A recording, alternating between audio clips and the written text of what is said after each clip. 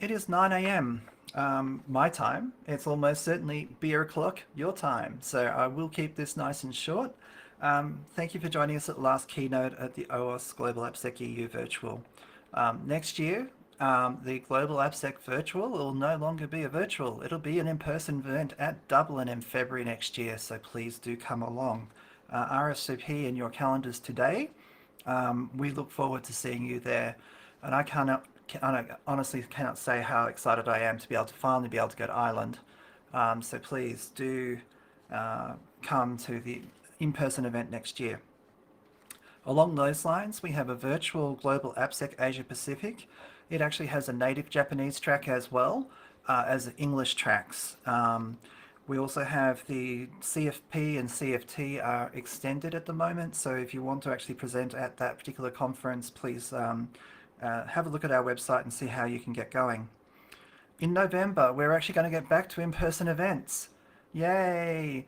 So we're looking forward to meeting everybody again at San Francisco. We will try our very hardest to make sure that as many of the keynotes and primary tracks will be, let me just turn the sound down there, will be broadcast for a hybrid, but in person is way to go. We look forward to seeing everyone there. That's in early November. Lastly, we need to actually review and renew our bylaws, and to do so requires all of the members to vote. And in fact, we need 50% of you, so 3,000 out of 6,000, to vote for the new bylaws. We've never had more than 1,100 people vote before. So that's going to be excitement. Please keep an eye on your email. As the vote goes through for the bylaws, please vote. It's really important that we can replace them and we actually get your settings into the bylaws, and we can keep them that way for many years to come. And I'm now pleased to announce Dr. Alan Shulman Peleg. She's the Managing Director of Cloud Cybersecurity at Ernst & Young in the Americas. She's going to be talking to us today about cloud attack surface management. Typically, cloud and infrastructure platform teams are separate, and with the way that the world is going, the infrastructure side of cloud implementations is infrastructure is code. So we should be bringing them together, and that's what this talk is going to be about. Dr. Alex Shulman Peleg is the Managing Director of the Cloud Cybersecurity Consulting Services of Ernst & Young. She helps multiple clients secure their public clouds and container technologies, addressing the involved risks, cybersecurity, and regulatory requirements. In her previous role, she was the Director of Cloud Security at Citibank. And prior to that, she was at IBM Research. She holds decades of technological leadership and holds a PhD, an MSc and BSc in computer science. She holds multiple patents and has more than 30 scientific publications with thousands of citations. I can only imagine your H score. Mine was accidental. I'm sure yours is not accidental at all. And with that, here you go. Thank you. Take it away. Thank you, Andrew, and thank you everyone for joining. Good afternoon in Europe, good morning in the US. I'm super excited to close this week of amazing OWASP talks and sessions with this wonderful topic of cloud attack surface management. And today we'll talk about how to manage the attack vectors that we're seeing in the cloud and how they are changing our cybersecurity posture and practices, and what CISOs should be doing to protect their organizations against these new attack vectors. First, let me start with a disclaimer that everything that I will be presenting is based on my 14 years of experience in cloud security and not necessarily represent the views of everyone in my organization. During the talk, we'll go through the following. First, we'll start with what are cloud attack vectors? Why cloud is different from what we know in our traditional environments. Then we'll take several examples and we'll analyze deeper. What are the attack vectors? Who is responsible for them? And what are the techniques that we're seeing from the application security standpoint, which means how can someone exploit these environments? Then we'll go to protection and prevention. What should we be doing? How can we mitigate these risks? What organizations should be doing to provide this holistic view over this attack surface? And then our last topic will be the CISO view. What should CISO be doing? How can CISO reduce the risk across all of the environments, both from the application and cloud security standpoints? So let's start with some definitions. What is attack surface? Attack surface is defined as a set of points on the boundary of a software system, its elements or environments, where an attacker can try to enter, affect it, or extract data. In simple words, what are the entry points for an attacker to exploit our system? Then, what do we mean when we're saying when analyzing the attack surface? It is actually an assessment. It's an assessment of the exploitable vulnerabilities or weaknesses that can lead to a potential system compromise. Why cloud is different? Let's look at what we had in our traditional environments. In our data centers, we had infrastructures and platforms that were provisioned by dedicated, skilled system administrators. These were responsible for the provisioning of the firewalls, for the provisioning of the servers, for the provisioning of platforms like Kubernetes. And then developers were operating inside this well-established perimeter, protecting the applications from lower-level misconfigurations. They were operating safely without managing any lower-level dependencies or infrastructures. For example, in our traditional environments, developers cannot impact the configuration of firewalls. But in the cloud, things are different, because cloud-native applications are forcing the developers to provision and manage multiple lower-level dependencies. Let's maybe think why this is happening, because the entire promise of cloud is to simplify the management of infrastructures and platforms. So we're getting everything transparently as a service, just with one API call. But are we doing this API call right? Can we misconfigure it? So these are the new questions that developers should be asking. And even more than that, resources and platforms are deployed now as code, and they're deployed over the public internet. And there is no network perimeter to protect from services misconfigurations.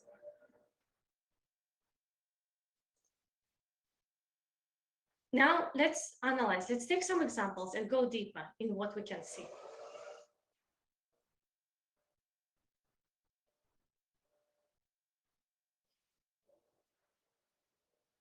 Let's first look at this from the layer standpoint.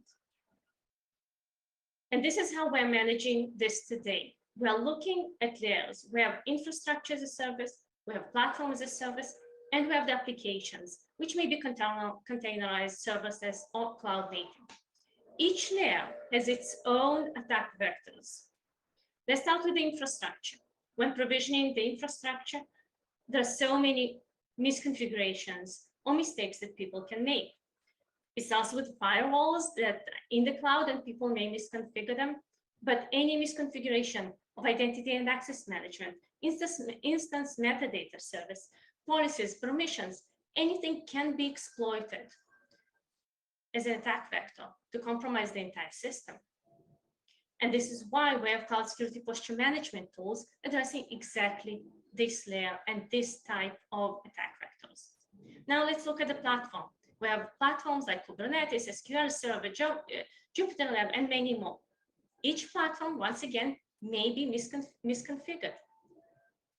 So people who are provisioning this should be aware of all the requirements. They should be provisioning them in a secure way. And we have dedicated tools, once again, Kubernetes posture management and other products that are helping us to prevent these misconfigurations and manage this layer of our attack surface. And then finally, we have workloads.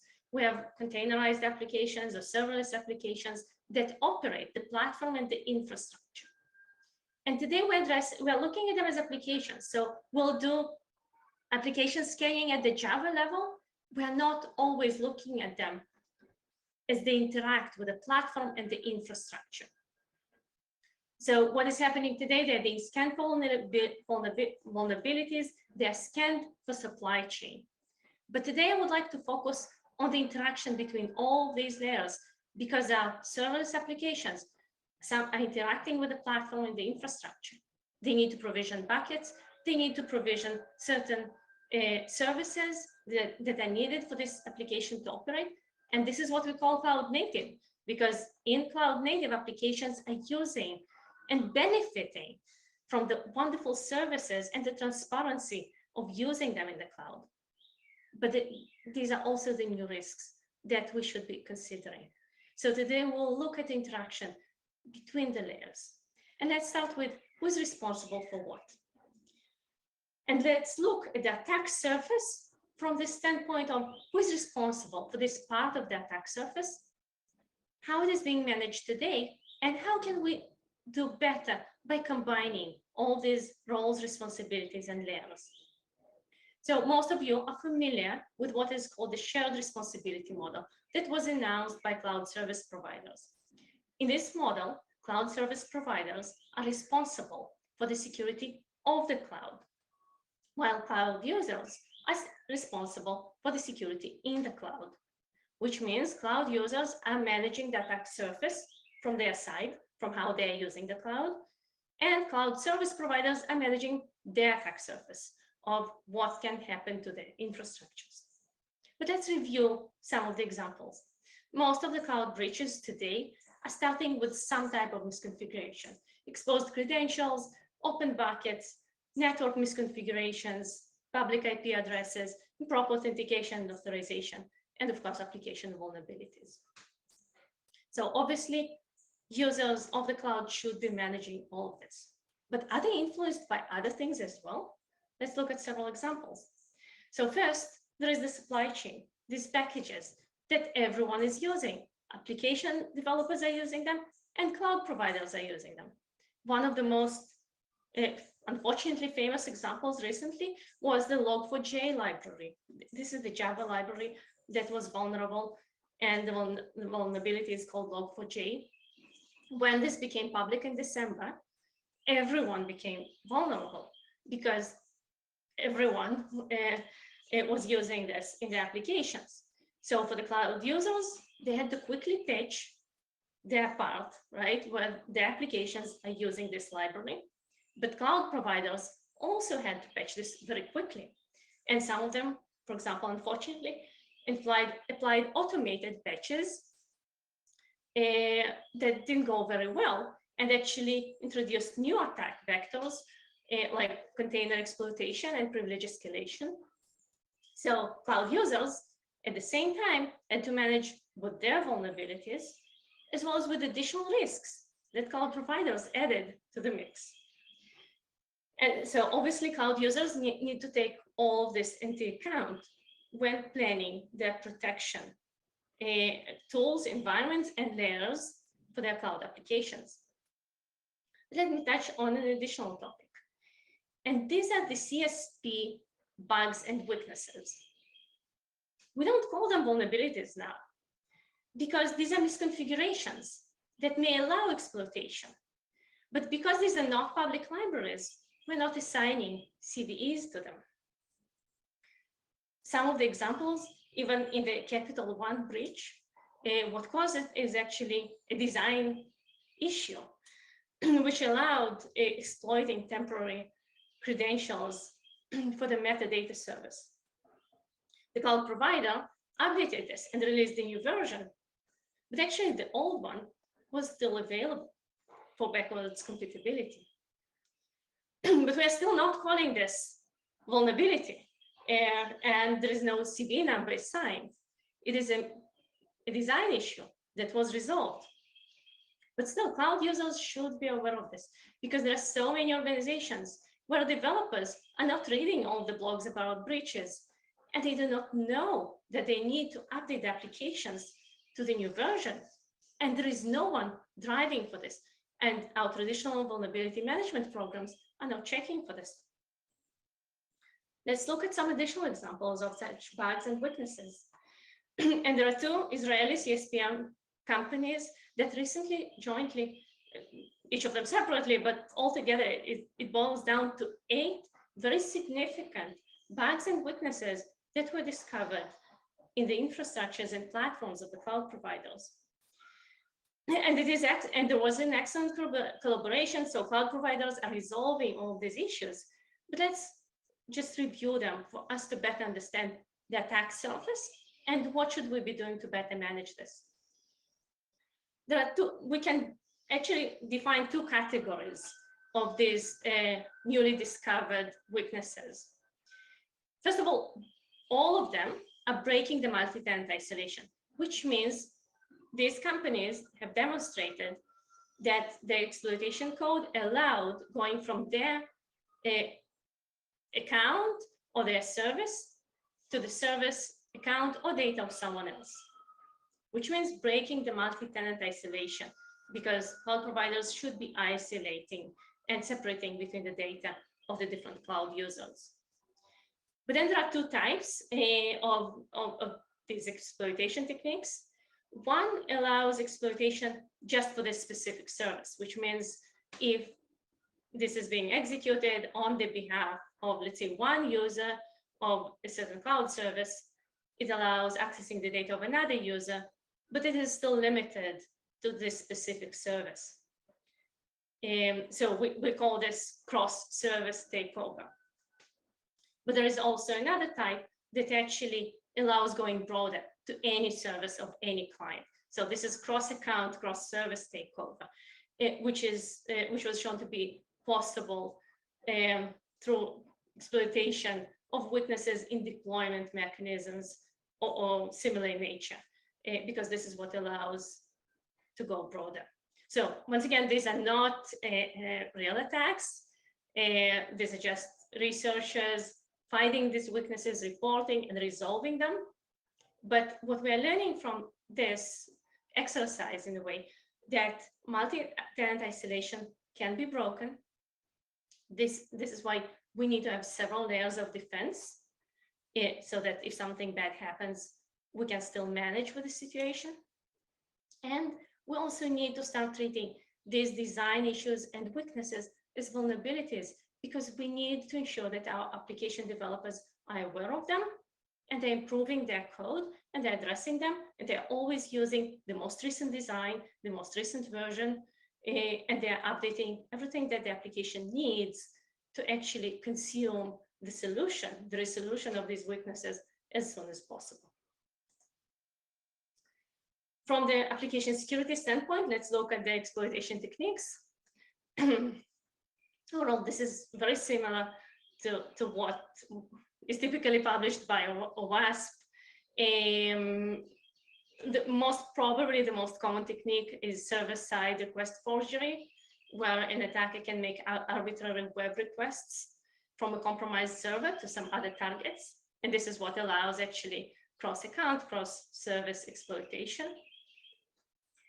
Then extraction from environment variables, third-party exploitation as well, because it was shown that actually there are many companies that are they're just not aware of this. And when they're consuming SaaS services are requesting certain access to cloud environments, and they're just granting this access. So these overprivileged SaaS services is another attack vector that we've seen. But we're putting this in the category of credentials because these are overprivileged roles or tokens or exposed credentials that may be used to attack the environment. Then another technique is cloud deployment code exploitation, both injection of code, for example, through weak access controls on repositories or buckets, objects actually storing the code itself, where an attacker can update the code and inject malicious pieces. Other techniques as XML external entity. These are the techniques that we've seen both in breaches and research projects showing and demonstrating various attack scenarios. And then obviously there are SQL injections that can be done also via functions. And no SQL injections, because no SQL databases may still be exploited via techniques that are very similar in nature to SQL injection techniques, but essentially getting the data through these queries. And remote account access takeover is also something that we've seen repeating throughout these demonstrations of attack vectors or the breaches that were published, and we could analyze the data. So now let me summarize what we've seen. First, we saw that cloud can be exploited via application exploitation techniques. Then we also know that cloud management code is accessible via internet and exposed to application exploitation techniques. So in a way, the situation is, we have more risk than we had before, because the same application exploitation techniques can now be applied to infrastructure as code, and it is over the internet. So overall, the risks in some cases are higher. And then we're coming to this conclusion that application security processes and approaches should be applied to cloud code and environments. And this is what we'll be talking about today. So let's move to the next topic. What should we be doing to protect our environments, to prevent all of this from happening? Because obviously new attack vectors will be occurring all the time. And let me also maybe pause to explain that we need to accept this. This is the nature of our modern environments. We do need cloud. Cloud is not a question, it's the reality of our modern applications. We need this to deliver business value. Companies need this to build their businesses. So it's not a matter of choice. That's the reality. We have the cloud, we have these attack vectors, and we need to establish processes for the holistic management and prevention of various attack vectors. So first of all, defense syntax. Most probably all of you heard this so many times. Still, it is not always happening. So let's review this on the example of Log4Shell, which was announced in December. And suddenly everyone became vulnerable. So all the applications are vulnerable. The cloud provider itself is vulnerable. So everyone can be exploited through just one issue in a library that everyone is using. So many organizations were able to quickly manage with this issue through things like WAF. So even before they managed to patch all the environments, WAF was their first solution. Let's just block this. Let's prevent this from being exploited through web application firewalls. And many of the providers were very quick with supporting this, and many organizations were very, very happy. Okay, at least we have this additional layer protecting us, and now we can remediate the Log4Shell vulnerability. But still, as you saw, even some of the issues, for example, the cloud provider that did the right thing, automated the patching, but suddenly became vulnerable, allowing, because of the mistake, allowing a bigger option of privilege escalation. Then we need to prevent this as well. We need to be ready for this. What's the solution?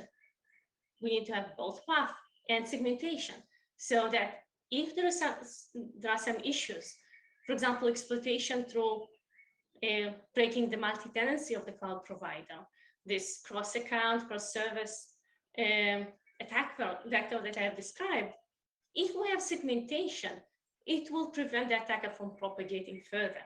It will scope and reduce the blast radius of what may happen. So that's another way to mitigate, reduce the risk, and handle the situation. Then additional tools, host-based intrusion prevention, and other solutions like runtime application self-protection that can add additional layer of protection. And there are always new and emerging technologies adding more and more layers. And it is important to emphasize, yes, it is important to have layers of defense. We cannot rely just on one tool, just on one provider, and it is this layered approach that will help us to manage with what we discussed before.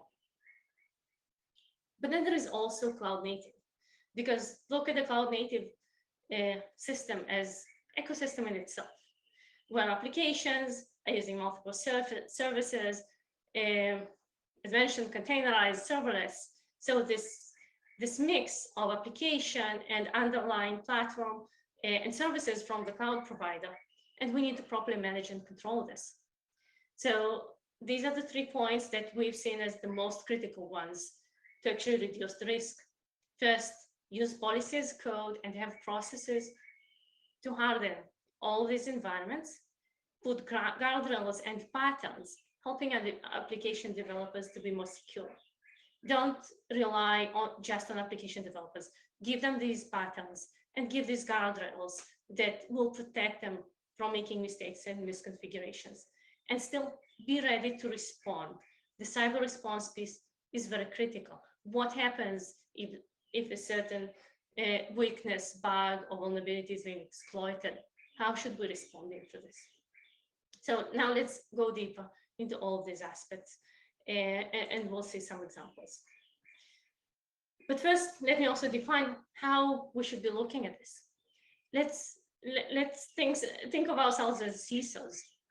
As a CISO, we cannot just think about one weakness or one bug is this major problem, because we need to cover everything. It is the coverage, it is this holistic view, and the metrics that will give us some indication of are we going to do good, are we doing bad, can we improve over time? And this is the goal of CISO programs. Traditionally, we had cloud security program and application security program working together, and they may remain separate or may be combined, but let's review the roles of both. So what application security programs typically doing in large organizations? First, ensuring that there are these gates to scan the applications, static code analysis, dynamic code analysis, all the application security best practices, developer training and awareness. They're also initiating threat modeling for the most critical applications, pen testing, and running these programs for the detection and resolution of vulnerabilities. And of course, adding DevSecOps practices for the application itself, adding all the application security tools to the DevOps processes. Now let's look at the cloud security programs and what are they doing today. And in the way they are augmenting application security programs. They're very similar in nature typically, but instead of, for example, scanning the Java application, they're scanning infrastructure as code that is managing the cloud environments. They're initiating threat modeling exercises, both on the cloud service provider services and applications that are using these services in the cloud, focusing on cloud native attack scenarios and attack vectors that we've been reviewing today, initiating pen testing and monitoring for misconfigurations, and then driving for resolution. And of course, doing this developer training, but cloud native developer training is slightly different from traditional developer training. So cloud security programs today are building exactly this. What should developers know in addition to what they know today? They need to learn how to securely operate cloud. When the application is using the underlying cloud platforms and services, what are the risks and what should application developers be aware of? So all of these are on the agenda of cloud security programs.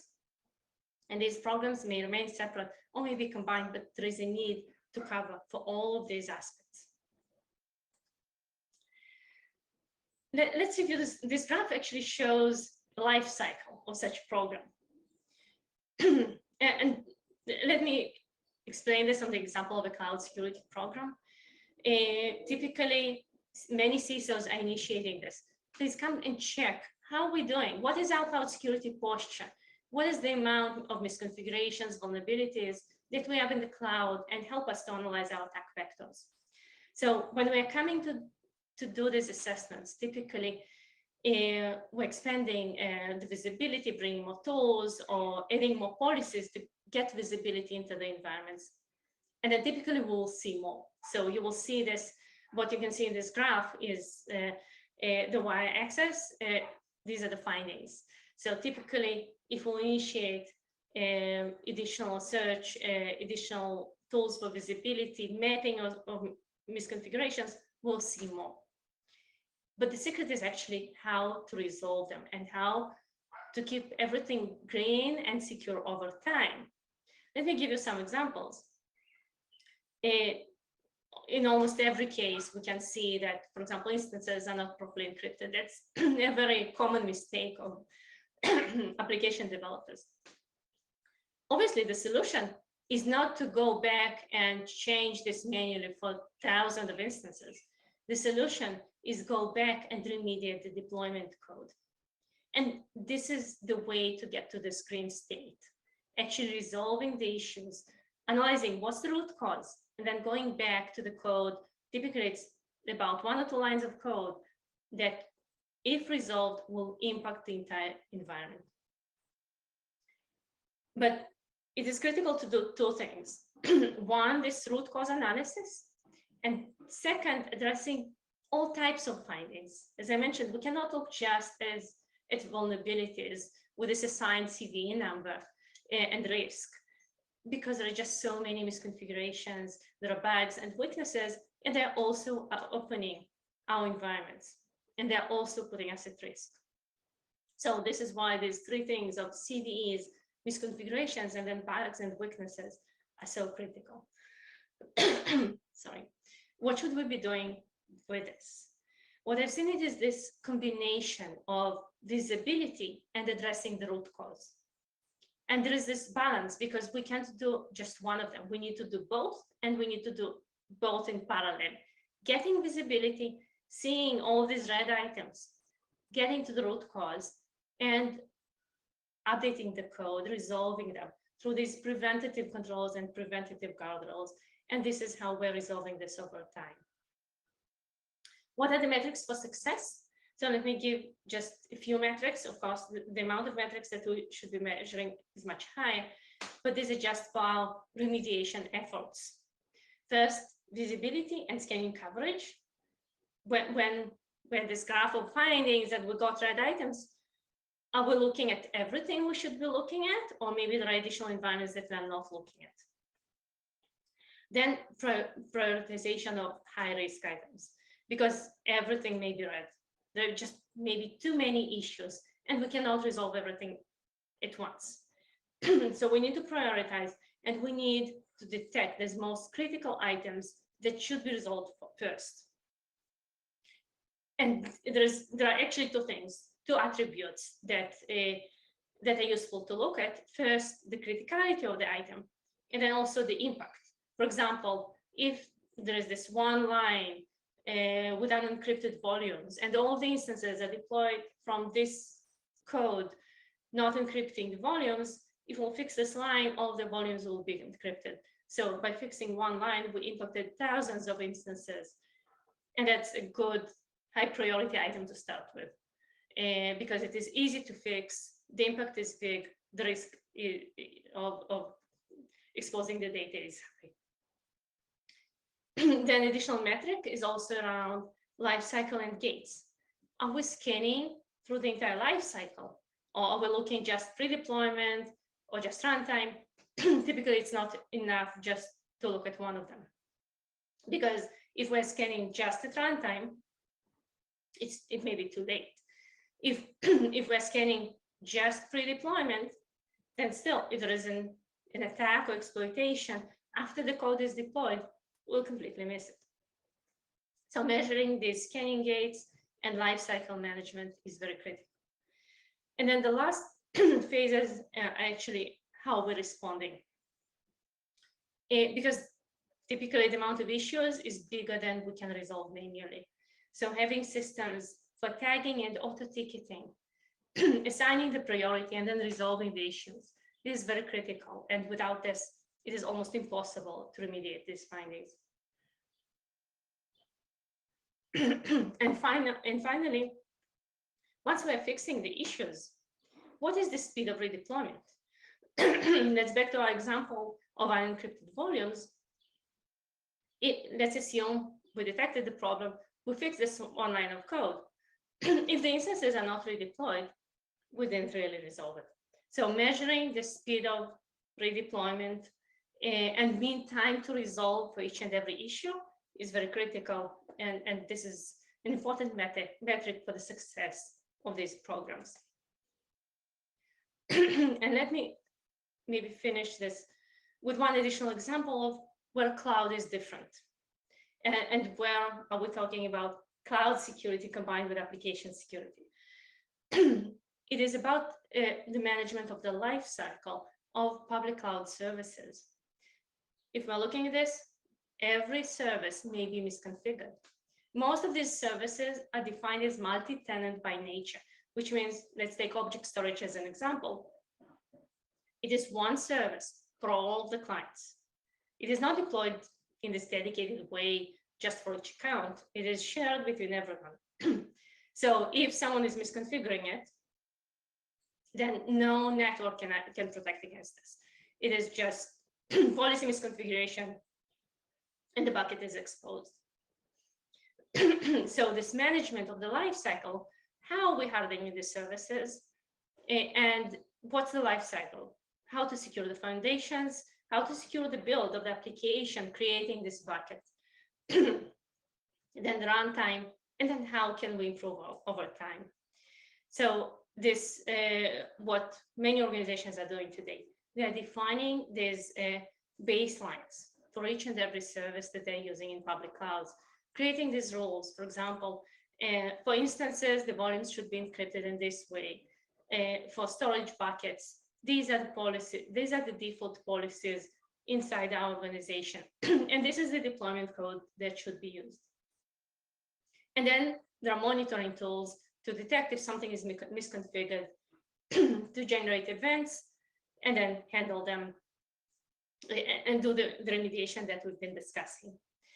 But we need to do this for each and every service. And this pipeline is actually very similar to our traditional AppSec pipeline. Sorry, because it should start with threat analysis, exactly as an application security. What are the attack scenarios? Then how the service should be configured to prevent this. Then what are the guidelines for developers? What is the deployment code? How are we monitoring this? And what are we doing if something goes wrong? Many organizations are going in this direction, but let me emphasize maybe one of the most critical points of how to do it right. It is the policy as code piece that is very critical. Policy as code has many meanings. Essentially, it's policy written as code, and it may be implemented at various stages. In this scenario, these are the compliance rules that before we're deploying a certain service, we can scan. Is it according to what we define? And if not, we'll not allow the deployment. The same at runtime, we can have policy as code monitoring. And if something is not aligned with this baseline definition, there will be an alert and remediation procedures. So let me finish with highlighting how this policy as code is helping us and what's the meaning of it. And all of you are familiar with the concept of DevSecOps. It's the essential integration of security tools into our DevOps processes through the entire life cycle of our applications. Policy as code is actually a mechanism to make our DevSecOps processes better by defining the rules, by defining these gates and saying, this is the policy. This is the gate as part of our DevSecOps process, but it is the policy as code that defines, these are the rules of the road. If you're not following them, you will not pass to the next stage. And this is why DevSecOps and policy as code are actually complementing each other, and we need both. So let me summarize with what we've seen today. We saw that cloud can be exploited by application exploitation techniques. So cloud security and application security are coming together. Cloud management code is accessible via internet, exposed to potentially malicious attackers that can use traditional application exploitation techniques. Therefore, application security processes should be integrated with cloud security programs to check for all of these issues. And then finally, from the CISO standpoint, cloud and application security programs are essential. They should cover attack surface management, DevSecOps, and policy as code. And with this, thank you for listening, and I'll pass it to questions. Thank you so much. And I'll give you a couple of ticks there to get, you know, a little drink going. Okay, we do have a number of questions. So the Dorothy Dixer, which is what we call a question that we've asked ourselves, um, there's actually four of them that come from the audience. So the first question with 4 votes is, what are the recommended tools for CSP threat modeling?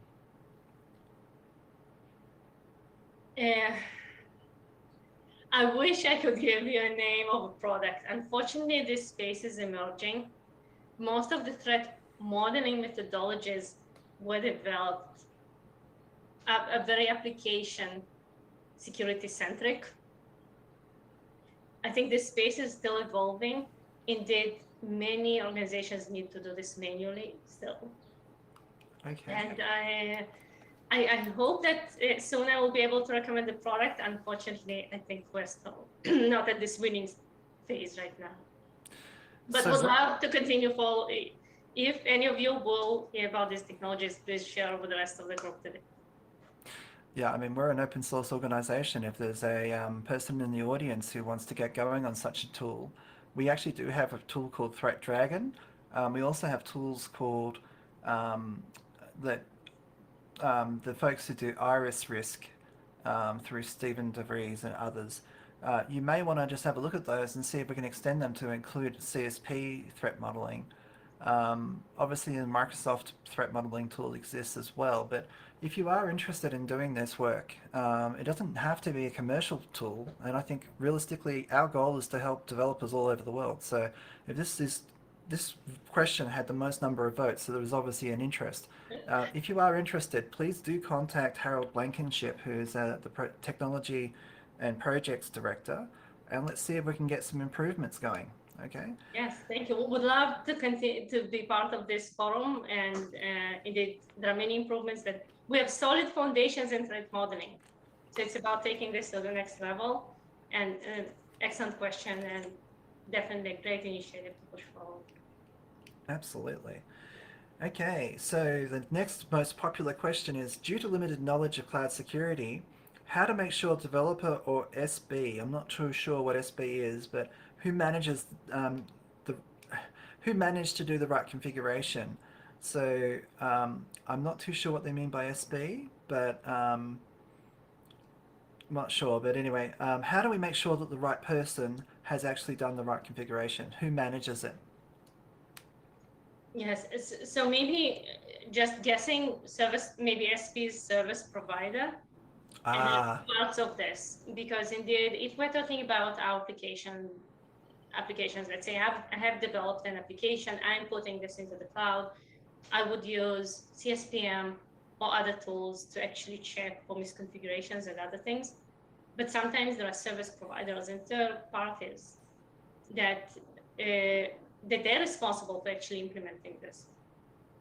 And indeed, this is actually an excellent question, and many organizations are really worried about this because they're consuming software as SaaS. But actually, it's just another company, another service provider building these applications over public cloud services. And many clients of these service providers, they want to know that this application is secure and not exposed to the attack vectors that we've been discussing. So what is emerging right now still is a discussion. I still didn't see this fully forced, but this is something to discuss as part of the agreements with the service providers for them to bring these attestations.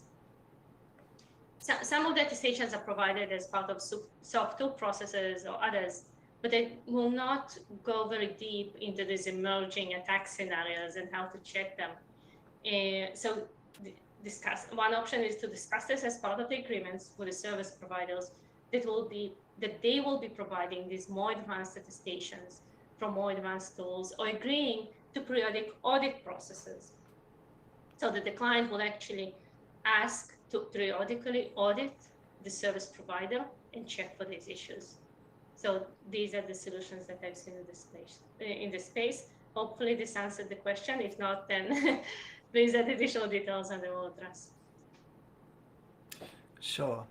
Okay, so the next question is, are you aware of any regulation or compliance standard that prevents using cloud and multi-tenant setup and requires a customer to have a dedicated hardware? And the example they give is PCI DSS, which I'm reasonably certain doesn't prevent that. But are you aware of any other standards or compliance requirements that require dedicated hardware?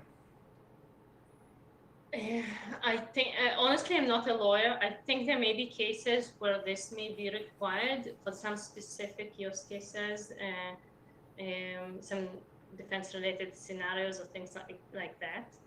It is, of course, it will be more secure. But I think also today, in many discussions about compliance, people understand that if they will be too strict in these requirements, they will be preventing innovation for many companies. So this is why there is this gentle balance, right? Can we actually say no to the cloud? Can we force people to say no to the cloud? Because in many cases, they don't have a choice. There are so many solutions that are available today only over cloud environments. Even if we're thinking about blockchain or other applications, many of them are available only over the cloud. So organizations that need to integrate this, they're actually forced to go into the cloud. But this question, I think it will apply. Certain organizations, yes, may have these additional requirements based on their use cases. But these situations, I think, are just handled separately, and many organizations honestly are still very concerned to go to public clouds. So many organizations are still having data centers, not necessarily because regulators are saying you cannot do this, but they're concerned that if they will go, maybe they will not fully satisfy their part of the shared responsibility, or the cloud, the multi-tenant isolation may be broken, and then they will expose actually their clients. So there are organizations that are still concerned with this. Yeah, I mean, honestly, a lot of this stuff comes back to the people who believe that data has a special place on this planet instead of just an IP address. Ever since the 1960s and 1970s, where IBM were running LPARs for various clients, and that is the underpinning of the world financial system. This is a ridiculous question, but there are some ridiculous compliance requirements out there. So there are plenty of firms making a lot of money from people implementing these ridiculous requirements. It really should be about whether or not it's secure or not where it's located or whose other computer it's on. I think if most banks were required to host their own mainframes, particularly for BCP or DR purposes, they would fail this compliance check, and therefore it's a ridiculous compliance. I'm extraordinarily unimpressed with anybody who thinks along those lines, because it's not about security, it's about job security or making sure that someone gets paid, rather than uptime or security or some other non-functional requirement. I feel very passionately about this, and to me, I'd take tangible security over pretend hand-wavy security, Visio security every day of the week. Just because there's a dashed line somewhere that says, this is our private virtual network, hackers don't care. They really don't. Anyway, let's just move on. As you can tell, I'm very biased against the actual question. Just for the record, I also am not aware of any regulations that do that. I'm sure there are some. This is the Dorothy Dixert. Have you got any examples of firms or organizations that have actually done this convergence, and what were the challenges or successes that that they had? Yes, thank you. So maybe I'll just share from my personal experience, because as part of my role at Citibank, I built the CISO Cloud Security Program. But day one, it was built in this close collaboration with the Application Security Program, because we already saw these interaction points and the need to actually combine our approaches and have this as one holistic view, scanning application, then scanning containers, then scanning infrastructure as code, for example. So we started this at Citibank. Now is Ernst & Young. We started with two practices, cloud security practice and application security practice. And just through our projects to clients, we saw that most of our projects are combining both, and we need people who are skilled in both, who both know application security and know cloud security, are familiar with all these attack vectors and how to prevent them.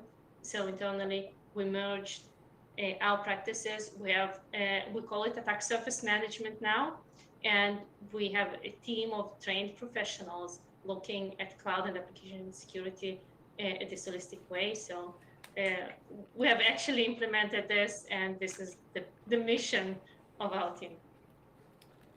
Cool. The next question is, do you know of any blogs? Oh, actually, it just switched over. I'll ask the one I was originally going to ask. Do you know of any standard that is planning to define policy as code? Oh, that's an excellent question. I think OPA is becoming very popular as an approach to policy as code management, as this architecture where policy decision point is separated. So I think we're converging not as a standard, not as a compliance standard, but as an architectural standard and architectural concept.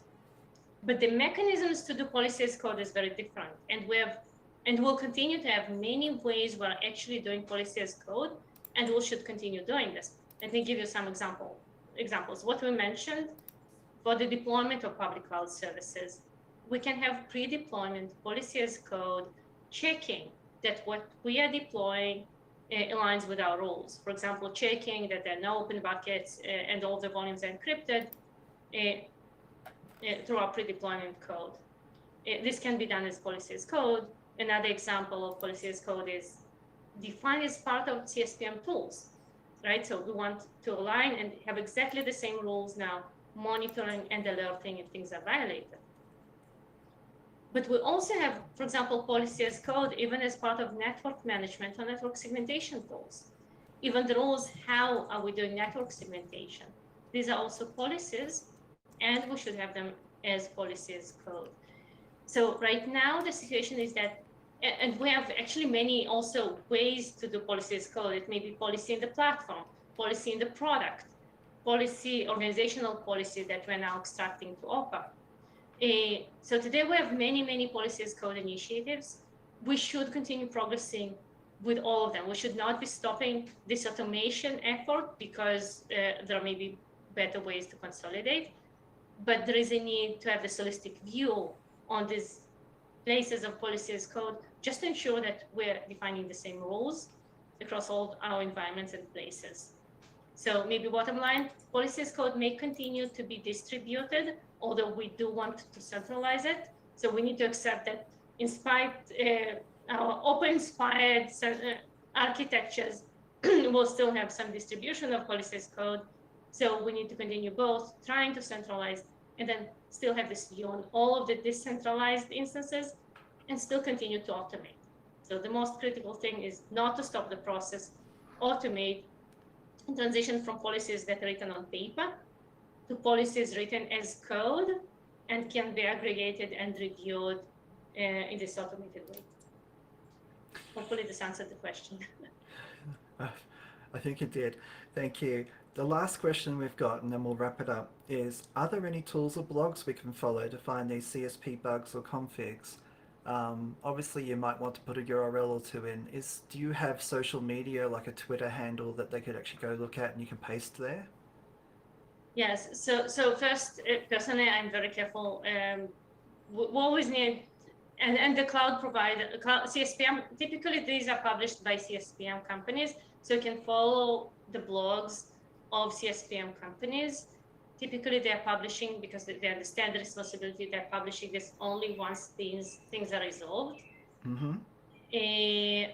But looking at cloud native forums, for example, there is a community called CloudSec, through which you can see some of these publications, and also just reading the blogs of cloud security companies.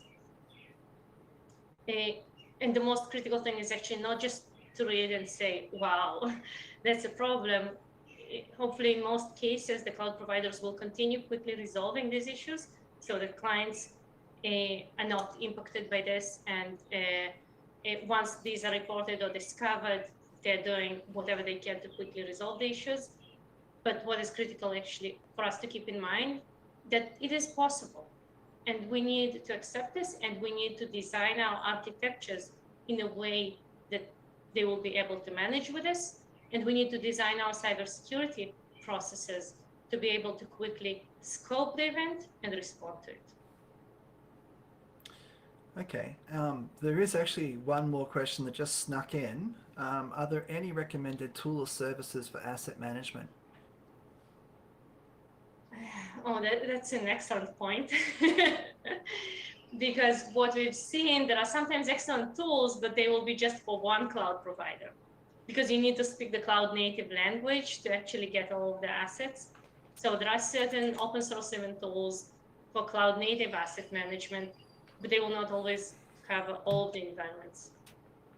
So what we've seen organizations today, sometimes they will use, let's say, one open source tool in one environment, but then they need to implement something similar by themselves in other cloud environments. And in a way, this is also on the agenda of CISO cloud security programs to check that there are processes doing this asset management, actually even just reading the APIs from the cloud provider, doing this kind of by themselves, doing all these API calls, mapping what are the resources that they have, and keeping this as a registry on-prem. Because in case of the incident, it is very critical to know what was impacted, what is the scope of the event, and without these tools, it is very difficult to manage. So excellent question. I hope this space will continue emerging.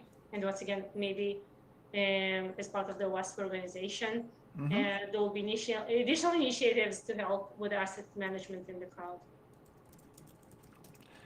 Excellent question so far. You're raising exactly the most critical topics where we need additional investment in the industry, and we need more tools and more holistic solutions. So both threat modeling and asset management are excellent topics, and maybe as part of OWASP, we can invest more in this. And with that, we are at time. Thank you so much for a great talk. And I think we had a lot of questions which sort of demonstrate the relevance and interest that people have in this particular topic. And so we do hope to see you again at a future conference. Thank you so much for being a keynote at ours. Thank you, Andrew. Thanks everyone for joining. It's been a pleasure. Thank you for your wonderful questions, and thank you for listening. No worries. Thank you.